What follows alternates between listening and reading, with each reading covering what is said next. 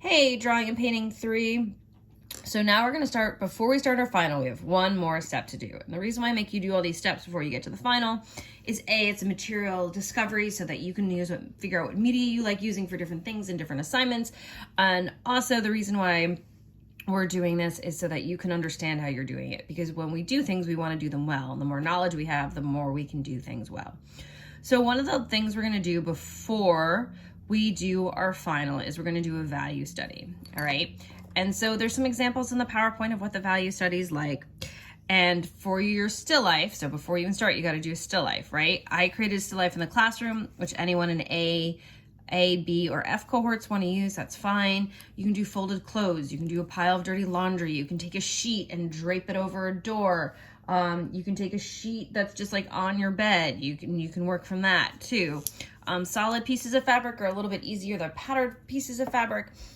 But the reason you want to learn fabric is it then helps you get into clothing. It also helps you understand value and how value can be like soft and like hard all at the same time.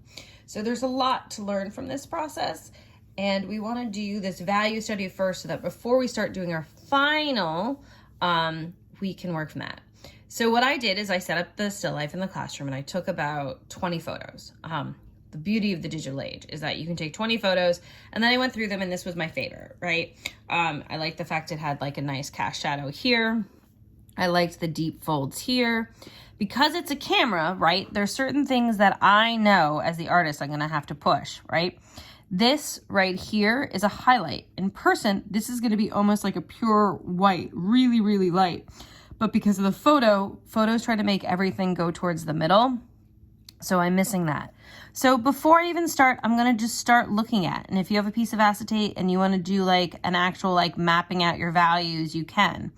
So what I'm going to do is I'm just going to look at where my values are. And remember that since this is a photograph, I need to push all of my lights lighter. These darks are looking pretty dark too. You don't have to print it. And I would show you all 20 photos except for the fact that I'm actually filming on my phone and I don't know how to do that.